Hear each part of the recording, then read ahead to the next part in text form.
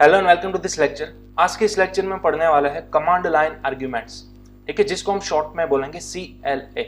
Previous lecture में हमने देखा था रैपर क्लासेस, ठीक है। इसके अंदर हमने कई सारे रैपर क्लासेस देखे थे। फॉर एग्जांपल इंटीजर था, डबल था, ठीक है, स्ट्रिंग था।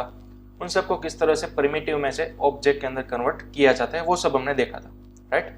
आज के इस लेक्चर में देखेंगे कमांड लाइन आर्ग्यूमेंट्स अभी एग्जैक्टली होता क्या है।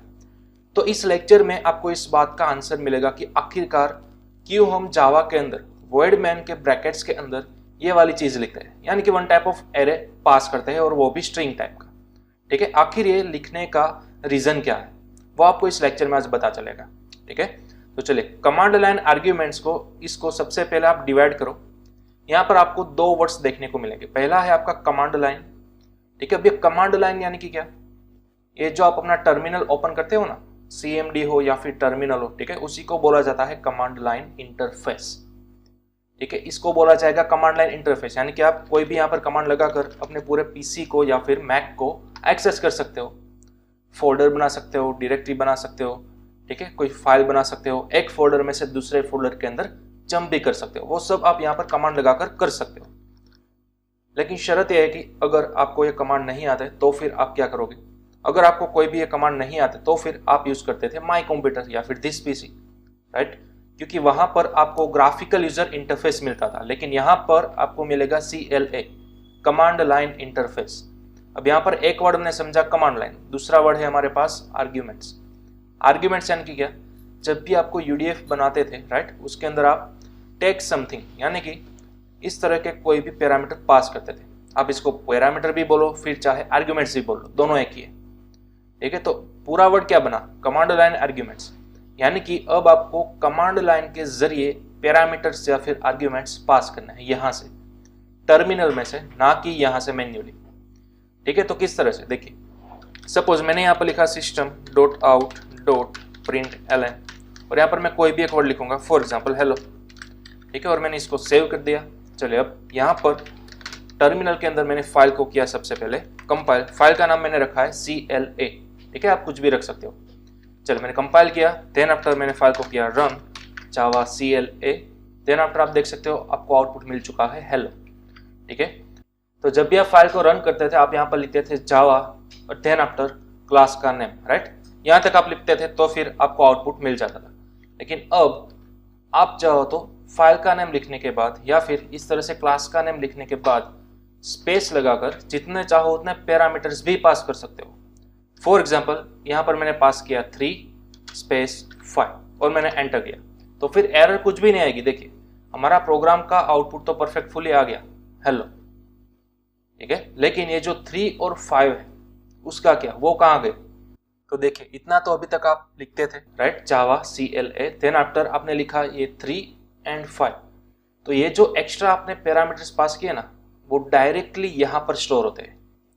ये जो आपने एरे बनाया था ना आर्क्स या फिर आप वॉटेवर कुछ भी नाम रख सकते हो, ठीक है, तो वो एक्स्ट्रा पैरामीटर्स डायरेक्टली यहाँ पर स्टोर हो जाता है आर्क्स के अंदर, ठीक है। आप चाहो तो उसको प्रिंट भी करवा सकते हो। चलिए अब मैं ये वाली लाइन निकाल देता हूँ और सिंपल system.out.println आर्क्स को हम प्रिंट करवाते हैं, राइट। लेकिन ध्यान रखिएगा आर्क्स जो है वो आपका 1D एरे है, तो 1D एरे डायरेक्टली आर्क्स की मदद से पॉसिबल नहीं है प्रिंट करना, हमें फॉर लूप घुमानी होगी, राइट। तो यहाँ पर सिंपल मैं फॉर लूप घुमा देता हूँ। For example integer i is equal to 0, right. क्यों 0 से स्टार्ट किया, क्योंकि इंडेक्स वैल्यू 0 से स्टार्ट होगी। तो ये जो आपने दो पैरामीटर पास किए हैं ना उसके अंदर 3 की इंडेक्स वैल्यू है 0, 5 की है 1, ठीक है। लेकिन मैंने अभी बोला कि आप जितने चाहो उतने पैरामीटर्स पास करवा सकते हो। तो यहाँ पर आर्क्स के अंदर आप अनलिमिटेड पैरामीटर्स पास कर सकते हो। तो आपको लूप कहाँ तक घुमानी है, आर्क्स के लेंथ के हिसाब से। इस तरह से मैंने लिख दिया, राइट, i++। चलिए 0 से स्टार्ट होगी और जितनी आर्ग्यूमेंट्स की लेंथ होगी वहां तक हो जाएगी, राइट। तो ऑटोमेटिक आपकी फॉर लूप घूमती रहेगी। तो फॉर लूप के अंदर आपको सिर्फ एक ही काम करना है, system.out.println, और उसके अंदर आने के बाद आपको सिर्फ आर्क्स को क्या करवाना है, प्रिंट करवाना है, ठीक है। लेकिन आर्क्स ऑफ i कुछ इस तरह से हो गया। चलिए अब मैंने सेव किया, फाइल को कर दिया compile and then after run. लेकिन इस बार मैं 3 और 5 एज अ पैरामीटर पास कर रहा हूं। जैसे मैंने एंटर किया तो आप देख सकते हो 3 और 5 परफेक्टली प्रिंट हो चुके हैं, राइट। तो इसलिए ये मीनिंग था आपका वॉइड मेन के अंदर एक एरे को पास करने का, क्योंकि इन फ्यूचर जब हम CLA पढ़ने वाले थे, राइट, तब आप यहाँ पर इस तरह से पैरामीटर्स पास कर सकते थे और वो पैरामीटर्स आपका जावा प्रोग्राम बाय डिफॉल्ट यहाँ पर लेता आर्स के अंदर, इसलिए इसको आपको एरे बनाना था। तो आप सोचोगे कि सर इसका डेटा टाइप हमें स्ट्रिंग क्यों रखा, क्या हम यहाँ पर इंटीजर नहीं रख सकते? नहीं, आप यहाँ पर इंटीजर नहीं रख सकते। क्यों? इसके पीछे भी एक रीजन है, क्योंकि यहाँ पर यूजर को थोड़ी ना मालूम है कि मुझे जावा फाइल को रन करने के बाद कौन से पैरामीटर पास करने हैं। वो तो यहाँ पर कुछ भी करवा सकता है। देखिए, जावा CLA 3 किया, 5 किया, देन आफ्टर वो हाई भी बोल सकता है, 4.3 भी बोल सकता है, और जैसे मैंने एंटर किया तो सभी चीज प्रिंट हो जाएगी। ठीक है, तो यहाँ पर क्या आया, देखिए इंटीजर भी आया, स्ट्रिंग भी आया और फ्लोट वैल्यू भी आ गई। तो इन शॉर्ट यहाँ पर जो पैरामीटर आप पास करते हो ना, वो डजंट मैटर, कोई भी डेटा टाइप के अंदर हो, लेकिन उन सबको आपको कंपलसरी कैच करना होगा स्ट्रिंग के अंदर, क्योंकि स्ट्रिंग ही एक ऐसी डेटा टाइप है जिसके अंदर integer, float, double, Boolean, whatever सभी डेटा टाइप इसके अंदर आ जाती है। ठीक है, तो इसलिए आप यहाँ से डजंट मैटर जितने भी पैरामीटर पास करो, कंपलसरी यहाँ पर आपको उस एरे का डेटा टाइप क्या रखना है, स्ट्रिंग। ठीक है, तो इसलिए अब तक वॉइड मेन के अंदर हम इस तरह से लिखते आते थे, स्ट्रिंग आर्ग्यूमेंट्स का एरे। क्लियर? अब आप यहाँ पर नाम कुछ भी रख सकते हो, ठीक है, लेकिन अब आपको आई थिंक क्लियर हो जाना चाहिए कि यहाँ पर से पास किए हुए पैरामीटर्स को आप यहाँ पर किस तरह से एक्सेस कर सकते हो। तो कि बड़ा ही सिंपल है, एक सिंपल फॉर लूप घुमा दो। ठीक है, 0 से स्टार्ट करो, यानी कि आपकी 0 इंडेक्स होगी 3, और कहाँ तक जाना है, लास्ट तक जाना है ना, राइट। तो आपने यहाँ पर क्या कर दिया कि भाई एरे की जितनी लेंथ है वहीं तक मुझे फॉर लूप घुमानी है, that's all, arcs dot length. ठीक है, हाँ, अगर आप इस तरह से फॉर लूप घुमाना नहीं चाहते तो फिर आप सिंपल फॉर इन लूप का भी यूज कर सकते हो। ठीक है, वो भी हमने देख लिया था जब हम एरे पढ़े थे तब। तो यहाँ पर आप क्या बोलो कि भाई इंटीजर आई, ठीक है, किसके अंदर घुमानी है, आर्क्स के अंदर घुमानी है। चलिए, तो अब मैं क्या करूंगा, यहाँ पर system dot out dot println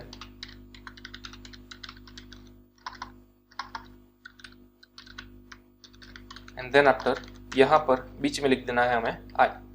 ठीक है, सिंपल। चलिए, सेव किया मैंने, अगेन कंपाइल। ओके, चलिए अब देखिए आप यहाँ पर आपको क्या मिल गया कि incompatible type string can not be converted to int. ठीक है, तो अब यहाँ पर क्या है, देखिए आपने फॉर लूप घुमाना चाहिए आर्क्स के अंदर, बट आर्क्स का डेटा टाइप है स्ट्रिंग, तो स्ट्रिंग का ईच एंड एवरी एलिमेंट यहाँ से रिट्राइव होगा और आई के अंदर जाएगा। ठीक है, इस तरह से फॉर इन लूप काम करती है, लेकिन आर्क्स का डेटा टाइप तो सभी स्ट्रिंग है, लेकिन आपने कैच किसके अंदर किया, इंटीजर के अंदर, तो इसलिए आपको यहाँ पर क्या लिखना होगा, स्ट्रिंग। ठीक है, ध्यान रखिएगा इसलिए मैंने यहाँ पर स्ट्रिंग लिखा हो, क्योंकि आर्क्स के अंदर मौजूद सभी एलिमेंट्स क्या थे, स्ट्रिंग डेटा टाइप के थे, राइट। तो जब भी आप फॉर लूप घुमाओगे आर्क्स वेरिएबल्स में से या फिर आर्क्स नाम के एरे में से कौन कौन से एलिमेंट्स रिट्राइव कराएंगे, स्ट्रिंग टाइप के, तो इसलिए आपको वेरिएबल का डेटा टाइप भी क्या लेना होगा, स्ट्रिंग लेना होगा, इसलिए आपको यहाँ पर इंटीजर में से कन्वर्ट करना होगा स्ट्रिंग के अंदर। ठीक है, तो इसलिए मैंने यहाँ पर स्ट्रिंग आई लिखा और अब मैंने यहाँ पर कर दिया प्रोग्राम को सेव। चलिए अगेन फाइल को करते हैं कंपाइल, देन आफ्टर हम अगेन करेंगे रन। तो अब देखिए आपको फिर से वही वाला पुराना आउटपुट देखने को मिल चुका है। ठीक है, तो ये बड़ा ही सिंपल लूप है, फॉर इन लूप। ठीक है, तो चलिए इसका भी आप स्क्रीनशॉट ले लो। इस तरह से भी आप ईच एंड एवरी एलिमेंट्स को प्रिंट करवा सकते हो जो कि आर्क्स के अंदर मौजूद है। ओके, चलिए अब एक स्टेप आगे ले जाते हैं हमारे प्रोग्राम को। मेरा गोल ये है कि जैसे ही मैं यहाँ पर कंपाइल करूंगा एंड रन करूंगा तो मुझे सिर्फ 2 ही एलिमेंट यहाँ पर पास करने हैं, 3 और 5, और मुझे उन दोनों का सम चाहिए। लेकिन फिलहाल जब भी मैं एंटर करूंगा मुझे क्या मिलेगा, 3 और 5 मिलेगा। ठीक है, तो चलिए आप यहाँ पर क्या करवा सकते हो, ईच एंड एवरी एलिमेंट का सम करवा। ठीक है, लेकिन किस तरह से करवा सकते हो, तो अब यहाँ पर आपको इस तरह से लूप किसी भी तरह से हेल्पफुल नहीं होगी, क्योंकि यहाँ पर आप सिर्फ आई को क्या करवा सकते हो, इस तरह से प्रिंट करवा सकते हो। ठीक है, तो फिर अब आपको यहाँ पर क्या करना होगा, पुरानी वाली लूप के अंदर जाना होगा। ठीक है, तो यहाँ पर मैं अंडू कर रहा हूँ, देखिए चलिए ये हमारी पुरानी वाली लूप आ गई, राइट।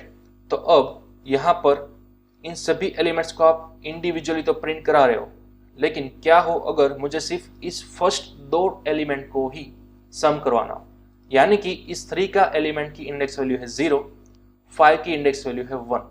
ठीक है, तो मैं यहाँ पर इस तरह से भी तो कर सकता हूँ। फॉर एग्जाम्पल आर्क्स नाम के एरे के अंदर जो 0 पोजीशन पर वैल्यू है, राइट, उसको मैं किसी एक वेरिएबल के अंदर स्टोर करवा दूँ, फॉर एग्जाम्पल 1। ठीक है, इस तरह से, और उसी तरह से बी के अंदर मैं स्टोर करवा सकता हूँ आर्क्स ऑफ 1। ठीक है, ध्यान रखिएगा सिंपल 1D एरे का कंसेप्ट ही है। इस पूरे एरे के अंदर 0 पोजीशन पे जो वैल्यू है वो, यानी कि फिलहाल हमारे पास कितनी थी 3, तो 3 को हमने स्टोर करवा दिया ए के अंदर। उसी तरह आर्क्स ऑफ 1 यानी कि 5 को हमने स्टोर करवा दिया बी के अंदर। तो अब मुझे इन दोनों का सम चाहिए, तो हम ऑब्वियसली इसी तरह से लिखेंगे system dot out dot print L N and then after बीच में यहाँ पर लिख देंगे ए प्लस बी, राइट। तो अब आप सोचोगे कि सर हमें ए और बी का डेटा टाइप क्या लेना चाहिए। ठीक है, यहाँ पर ए बी मैंने वेरिएबल तो ले लिए, लेकिन यहाँ पर क्या लूँ मैं, क्या मैं इस तरह से ले लूँ इंटीजर ए बी? नहीं, आप यहाँ पर इंटीजर नहीं ले सकते। क्यों? क्योंकि हमें अभी अभी देखा ना कि आप यहाँ पर डजंट मैटर कोई भी डेटा टाइप वाले पैरामीटर पास करो, लेकिन उसकी बाय डिफॉल्ट वैल्यू क्या होगी, स्ट्रिंग होगी। उसका डेटा टाइप क्या होगा, स्ट्रिंग होगा। ठीक है, तो यहाँ पर आप इंटीजर नहीं ले सकते। देखिए अगर आप इसको सेव करोगे, यहाँ पर फाइल को किया मैंने कंपाइल, तो आपको 2 एरर देखने को मिलेगी। देखिए आर्क्स ऑफ 0 की वैल्यू ए के अंदर नहीं जा सकती, उसी तरह आर्क्स ऑफ 1 की वैल्यू बी के अंदर नहीं जा सकती। क्यों? बड़ा ही सिंपल है, incompatible types. String can not be converted to integer, और यहाँ पर भी वही है, string can not be converted to integer. तो ऑब्वियसली चीज है ना, यहाँ पर आर्क्स ऑफ 0 इंटीजर आया, सॉरी स्ट्रिंग आया कमांड लाइन आर्गुमेंट में से। ठीक है, वो स्ट्रिंग आया और आपने उसको इंसर्ट करवाना चाहा इंटीजर के अंदर, तो वो पॉसिबल ही नहीं है। उसी तरह से आर्क्स ऑफ 1 जो कि है आपका स्ट्रिंग वैल्यू, लेकिन उसको आपने इंसर्ट करवाना चाहा बी के अंदर यानी कि इंटीजर के अंदर, तो वो भी पॉसिबल नहीं है। ठीक है, तो यहाँ पर ये चीज पॉसिबल नहीं है। हाँ, अगर आप यहाँ पर दोनों को एज अ स्ट्रिंग वेरिएबल ले लेते हो, ठीक है, तो देखते हैं क्या होता है। चलिए अगेन मैंने किया कंपाइल और अब मैंने किया यहाँ पर रन। तो अब देखिए 3 और 5 का क्या हो गया, कॉन्केटेनेशन यानी कि ज्वाइनिंग हो गया। तो ये तो होना ही था, हम सभी को मालूम है। 2 अलग अलग स्ट्रिंग को अगर आप बीच में प्लस लगाकर जोड़ दोगे तो वो क्या कर देगा, कॉन्केटेनेशन यानी कि ज्वाइनिंग कर देगा। स्ट्रिंग वेरिएबल के अंदर प्लस क्या काम करता है, दोनों को ज्वाइन करता है। अगर यहाँ पर इंटीजर होता तो दोनों को क्या करता है, एक्चुअल में सम करता, एडिशन करता, राइट। लेकिन अभी अभी हमने देखा अगर यहाँ पर हमने इंटीजर किया तो फिर इस दोनों लाइन के अंदर एरर आती है, राइट। तो अब देखिए ये जो एलिमेंट है आर्क्स ऑफ 0 और आर्क्स ऑफ 1 वो किसके अंदर आ रहा है, स्ट्रिंग के अंदर आ रहा है। ऑब्वियसली यहाँ पर हमने डेटा टाइप स्ट्रिंग लिखा है, राइट। तो किसी ना किसी तरह से हमें इन दोनों एलिमेंट को इंटीजर के अंदर कन्वर्ट करना होगा। ध्यान रखिएगा फिलहाल ये आ रहा है स्ट्रिंग के अंदर, उसको हमें इंटीजर के अंदर स्टोर करवाना है, तब भी तो उन दोनों का सम होगा, राइट। इसलिए मैंने यहाँ पर इंटीजर लिखा है। लेकिन सबसे बड़ी बात, फिलहाल जो आपके पास ये दोनों स्ट्रिंग एलिमेंट है उसको कन्वर्ट करना है किसके अंदर, इंटीजर के अंदर, राइट। तो इंटीजर के अंदर कन्वर्ट करने के लिए हम फिलहाल wrapper क्लास का यूज करेंगे। wrapper क्लास हमने ऑलरेडी प्रीवियस सेशन के अंदर देख लिया। मैंने एक wrapper क्लास आपको बताया था इंटीजर, राइट। तो इंटीजर क्लास के अंदर कई सारी बिल्ट इन मेथड्स है, उसमें से एक मेथड का यूज करके आप किसी भी स्ट्रिंग को इंटीजर के अंदर आसानी से कन्वर्ट कर सकोगे। तो वो कौन सी मेथड है, देखिए उस मेथड का नाम है इंटीजर डॉट पार्स इंट। आपको सिंपल यहाँ पर लिखना है इंटीजर क्लास है, ठीक है, उसमें से आपको एक मेथड को कॉल करना है जिसका नाम है parse int and then after उसके ब्रैकेट्स के अंदर इसको पास कर देना है, दैट्स ऑल। ध्यान रखिएगा। चलिए मैं इसको कट कर लूंगा, ठीक है। ये आपकी मेथड है इंटीजर जो रैपर क्लास है बिल्ट इन, ठीक है, उसके अंदर एक मेथड है जिसको आपको डॉट लगाकर कॉल करना है। उस मेथड का नाम क्या है, पार्स इंट, ठीक है। प्रोग्रामेटिकली मे बी आप फर्स्ट टाइम में वर्ड सुनोगे पार्स, पार्स यानी कि बोला जाता है कन्वर्ट, ठीक है। एक डेटा टाइप में से दूसरी डेटा टाइप के अंदर कन्वर्ट करना, उसको प्रोग्रामेटिक बोला जाता है पार्सिंग करना, ठीक है, यानी कि पार्स। तो फिलहाल हम इंटीजर के अंदर पार्सिंग करना चाहते हैं किसका, आर्ग्यूमेंट्स ऑफ 0 का, क्योंकि आर्ग्यूमेंट्स ऑफ 0 का डेटा टाइप है स्ट्रिंग। तो अब ये वाली लाइन क्या करेगी, उसको परफेक्टली इंटीजर के अंदर कन्वर्ट कर देंगे, राइट। तो यही वाली लाइन मुझे अगेन लिखनी है यहाँ के लिए, ठीक है, आर्क्स ऑफ 1 के लिए। तो अब देखिए आर्क्स ऑफ 0 जो हमें स्ट्रिंग मिल रहा था ना, वो अब कन्वर्ट हो जाएगा इंटीजर के अंदर। देन आफ्टर आप बड़ी आसानी से ए के अंदर और रिस्पेक्टिवली बी के अंदर स्टोर करवा सकोगे, ठीक है। तो चलिए अब मैंने सेव किया, अगेन यहाँ पर मैंने फिर किया कंपाइल, देन रन। तो अब देखिए हमें परफेक्टली 3 और 5 दोनों का सम मिल चुका है 8, ठीक है। तो ध्यान दीजिएगा इन दोनों को आप इंटीजर के अंदर कन्वर्ट कर सकते हो किसकी मदद से, इंटीजर क्लास के अंदर मौजूद पार्स इंट मेथड की मदद से। क्लियर। चलिए अब इसके अंदर आपको एडवांटेज तो मिला, स्ट्रिंग को आपने इंटीजर के अंदर कन्वर्ट तो कर लिया, लेकिन ध्यान दीजिएगा यहाँ पर स्ट्रिंग के अंदर भी कोई न्यूमेरिक वैल्यू होगी तभी वो कन्वर्ट कर सकेगा। कैसे? मैंने यहाँ पर 3 और 5 लिखा, ठीक है। अब अगर आप इस तरह से लिखोगे, for example hi then after bye enter, तो फिर वो कन्वर्ट नहीं कर सकेगा, ठीक है। यहाँ पर आप देख सकते हो आपको एक्सेप्शन एरर मिल चुकी है, right, for input string high, ठीक है, नंबर फॉर्मेट एक्सेप्शन। तो इस तरह से आपके पास यहाँ पर कोई न्यूमेरिक वैल्यू ही होनी चाहिए। हाँ, ये डेफिनेटली एक स्ट्रिंग वैल्यू है 3 और 5, लेकिन स्ट्रिंग के अंदर भी न्यूमेरिक वैल्यू होगी तभी आपका इंटीजर क्लास पार्सेंट की मदद से उसको इंटीजर के अंदर कन्वर्ट कर पाएगा। अगर वो इंटीजर के अंदर कन्वर्ट नहीं कर सकेगा, कब? जब आप यहाँ पर स्ट्रिंग वैल्यू पास करोगे तब, ठीक है। तो एक चीज ध्यान में रखनी है। चलिए 4.2 और दूसरी वैल्यू में पास कर रहा हूँ 6.8, तो क्या ये पार्स कर सकेगा इंटीजर के अंदर? चलिए ट्राई करते हैं। एंटर किया मैंने, तो देखिए फिर भी 4.2 को वो पार्स नहीं कर सकता, ठीक है। तो स्ट्रिंग के अंदर कंपल्सरी इस तरह से न्यूमेरिक वैल्यू होगी, ठीक है, विथआउट पॉइंट, तभी आपका पार्स इंट काम करेगा, अदरवाइज वो काम नहीं कर सकेगा, ठीक है। तो इसकी आपको खास ध्यान में लेना है।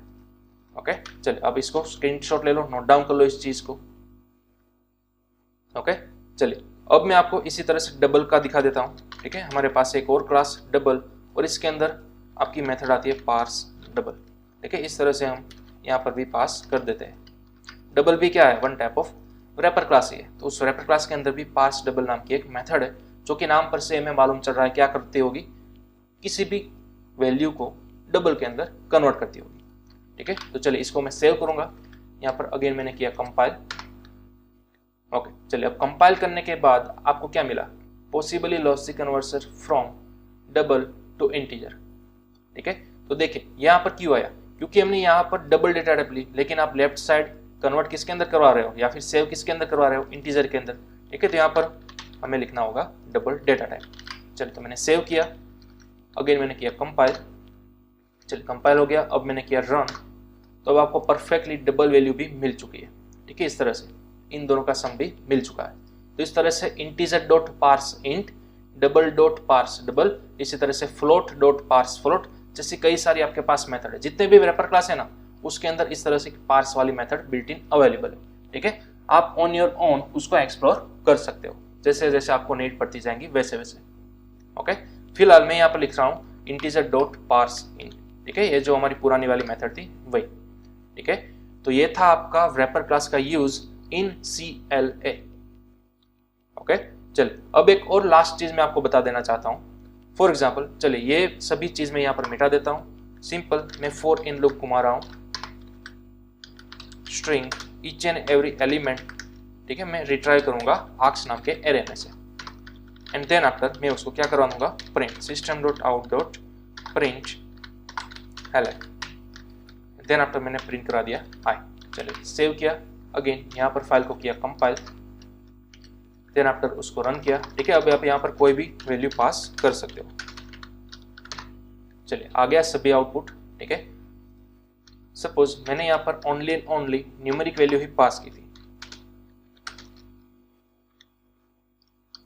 कुछ इस तरह से, और एंटर किया, तो आप देखिए सभी आप पास करवा रहे हो, राइट, 4, 9, 7, 1 एंड 3। तो अब मुझे क्या करना है? फॉर एग्जाम्पल किसी भी एक वेरिएबल की वैल्यू 5 से ज्यादा आती है, या फिर किसी भी एक एलिमेंट की वैल्यू 5 से ज्यादा आती है, तो फिर मुझे प्रोग्राम को क्लोज कर देना है, प्रोग्राम में से मुझे सक्सेसफुली बाहर निकल जाना है। तो मैं क्या करूंगा?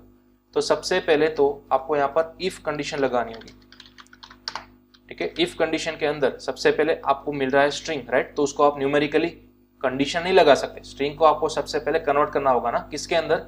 इंटीजर के अंदर, ठीक है। तो आप यहाँ पर डायरेक्टली लिख सकते हो इंटीजर डॉट पार्स इंट, ठीक है। मैं आई को कन्वर्ट करूंगा, तो अब ये पूरा आई मुझे क्या मिल जाएगा? इंटीजर मिल जाएगा। देन आफ्टर मैं इसको क्या करूंगा? कंपेयर करूंगा कि अगर कोई भी इंटीजर वैल्यू या फिर कोई भी एलिमेंट ग्रेटर देन 5 आएगा, ठीक है, तो फिर मुझे प्रोग्राम में से बाहर निकल जाना है, ठीक है। अदरवाइज ये हम प्रिंट तो करा ही रहे। चलिए, तो प्रोग्राम से बाहर निकलने के लिए आपके पास एक मेथड है एग्जिट। कौन सी मेथड है? एग्जिट, जो कि आती है सिस्टम क्लास में से, सिस्टम डॉट एग्जिट। इस तरह से आपको लिखना है। अब एग्जिट के अंदर आपको कंपलसरी एक वैल्यू पास करनी होगी 0।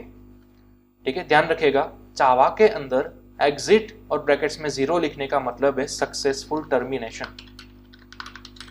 ठीक है, सक्सेसफुल टर्मिनेशन यानी कि प्रोग्राम में से बाहर निकलना। सिस्टम डॉट एग्जिट 0 आपने प्रोग्रामेटिव फोर्सफुली कहा कि ये मेरा प्रोग्राम पूरा रन हो रहा था, मेरी फॉर लूप घूम रही थी, लेकिन जब भी किसी एक एलिमेंट की वैल्यू 5 से ज्यादा हो जाती है तो मुझे पूरा प्रोग्राम टर्मिनेट कर देना है, क्लोज कर देना है। अब मुझे फॉर लूप नहीं घुमानी। तो आपने फोर्सफुली प्रोग्राम को क्या बोला कि अब तुम्हें प्रोग्राम को टर्मिनेट कर देना है। ठीक है, तो सक्सेसफुल टर्मिनेशन करना होगा आपको। तो सक्सेसफुल टर्मिनेशन करने के लिए ही आपको ब्रैकेट्स में लिखना होगा 0। ठीक है, 0 के अलावा आप कोई भी नंबर दे सकते हो। फॉर एग्जाम्पल इसी वाली लाइन को मैं कॉपी करूंगा और यहाँ पर रीयूज करूंगा। अगर आप यहाँ पर पास करते हो +1, ठीक है, तो फिर ये बोला जाएगा अनसक्सेसफुल टर्मिनेशन। अगर आप पास करते हो -1 तो भी ये बोला जाएगा अनसक्सेसफुल टर्मिनेशन। ठीक है, तो इन शॉर्ट 0 ही आपका सक्सेसफुल टर्मिनेशन इंडिकेट करेगा। +1, -1, -2, +2 वॉटेवर कोई भी नंबर ले लो, वो सभी आपका अनसक्सेसफुल टर्मिनेशन डिक्लेयर करेंगे। ठीक है, तो ये चीज आपको नोट डाउन कर लेनी है। चलिए सबसे पहले आप इसका स्क्रीनशॉट ले लो। ठीक है, सिस्टम डॉट एग्जिट ऑफ 0 यानी कि सक्सेसफुल टर्मिनेशन। ओके, चलिए अब मैं फाइल को करूंगा यहाँ पर कंपाइल। चलिए अब मैंने फाइल को कंपाइल किया, अब किया मैंने रन। तो अब देखिए लेफ्ट टू राइट वो स्कैन कर रहा था, राइट। 4 जो है वो 5 से छोटा था तो इसलिए वो प्रिंट हो गया, लेकिन 9 5 से बड़ा हो गया, तो हमारी कंडीशन हो गई ट्रू। जैसे ही कंडीशन ट्रू हुई सिस्टम डॉट एग्जिट 0 चल गया, यानी कि आपका प्रोग्राम सक्सेसफुल टर्मिनेट हो गया। ठीक है, तो ये परफेक्टली काम कर रहा है। चलिए अब यहाँ पर सिस्टम डॉट एग्जिट को मैं कमेंट कर देता हूँ और एग्जिट 1 में लगाता हूँ। ठीक है, देखते हैं अब क्या होता है। चलिए फाइल को अगेन करना होगा कंपाइल, देन आफ्टर रन। तो अब देखिए फिर भी आपको प्रोग्राम कोई भी टाइप की एरर नहीं दे रहा, बल्कि सक्सेसफुल वर्क कर रहा है। लेकिन ठीक है, बट बिहाइंड द सीन आपका अनसक्सेसफुल टर्मिनेशन हो रहा है। आपने फोर्सफुली प्रोग्राम को स्टॉप तो किया, लेकिन सक्सेसफुली नहीं किया, आपने किया अनसक्सेसफुली। ठीक है, वो आपको यहाँ पर रिप्रेजेंट नहीं करेगा। ओके, लेकिन ये चीज आपको ध्यान में रखनी है, कंपल्सरी आपको सिस्टम डॉट एग्जिट 0 ही लिखना होगा। ओके, चलिए अब इसका आप स्क्रीनशॉट ले सकते हो। तो ये हमारी लास्ट चीज थी कि आपको अगर प्रोग्रामेटिकली यहाँ से बाहर निकलना है, यानी कि प्रोग्राम में से बाहर निकलना है, तो फिर आपको क्या यूज करना होगा, सिस्टम क्लास के अंदर मौजूद एग्जिट मेथड और ब्रैकेट्स के अंदर पास करना होगा 0। ठीक है, आप कोई भी प्रोग्राम के अंदर इसको बड़ी आसानी से यूज कर सकते हो। क्लियर? तो चलिए ये था हमारा simple command line arguments CLA। ठीक है, अब यहाँ पर हमारा चैप्टर नंबर 5 होता है फिनिश। तो अब हम नेक्स्ट सेशन के अंदर नए टॉपिक के साथ मिलेंगे, लेकिन तब तक मैं आपको कुछ होमवर्क प्रोवाइड कर रहा हूँ CLA के रिगार्डिंग। ठीक है, वो होमवर्क आपको सक्सेसफुली प्रोवाइड करना है मुझे। चलिए यहाँ पर मल्टी लाइन कमेंट के अंदर मैं कुछ प्रोग्राम्स लिखता हूँ। For example write a program to create an 1D array from CLA। आपको सिंपल एक 1D एरे क्रिएट करना है CLA में से, यानी कि आप यहाँ पर जितने चाहो उतने पैरामीटर्स पास कर दो, लेकिन उन सभी को एक एरे के अंदर सेव करवा दो एंड देन आफ्टर उस एरे को प्रिंट करवा दो। तो आप बोलोगे कि सर ये जो हम पास कर रहे हैं वो ऑलरेडी एक एरे को अंदर तो है ही, राइट। अगेन आप ऑलरेडी यहाँ पर जो पास कर रहे हो ना, वो कहाँ पर आ रहा है, एक एरे के अंदर ही तो आ रहा है। तो आपको सिर्फ इसको प्रिंट नहीं करवाना है, ध्यान से समझिएगा। ये जो नंबर्स आप पास कर रहे हो वो आर्क्स के अंदर आ रहा है, यानी कि एक एरे के अंदर आ रहा है, लेकिन आपको यहाँ पर एक दूसरा एरे बनाना है। इस एरे के अंदर जितने भी एलिमेंट है ना, उसको निकालना है और उस दूसरे नए बने हुए एरे के अंदर डाल देना है, देन आफ्टर उस एरे को करना है प्रिंट। ठीक है, तो इस तरह का आपको परफॉर्म यहाँ पर करना होगा। चलिए then after write a program to create a 2D array from CLA। आपको 2D एरे बनाना है और इन दोनों एरे का डेटा टाइप आपको इंटीजर ही रखना है। ठीक है, 2D एरे के अंदर आप बना सकते हो 3x3 का एरे। ठीक है, तो फिर यहाँ पर 3x3 यानी कि 9 एलिमेंट्स आपको चाहिए होंगे। ठीक है, तो फिर यहाँ पर आपको क्या करना है, जावा CLA लिखने के बाद इस तरह से अलग अलग 9 एलिमेंट्स यहाँ पर पास करने हैं। 9 एलिमेंट्स आपको यहाँ पर मिल गए। ठीक है, तो फिर प्रोग्राम के अंदर आपको किसके अंदर मिलेंगे, आर्क्स के अंदर मिलेंगे। तो फिर आपको नया इंटीजर एरे बनाना होगा 2D एरे। तो किसी ना किसी तरह से आपको आर्क्स के अंदर मौजूद 9 एलिमेंट्स को उठाना है और उस 2D एरे के अंदर प्रिंट करवा देना है, डाल देना है।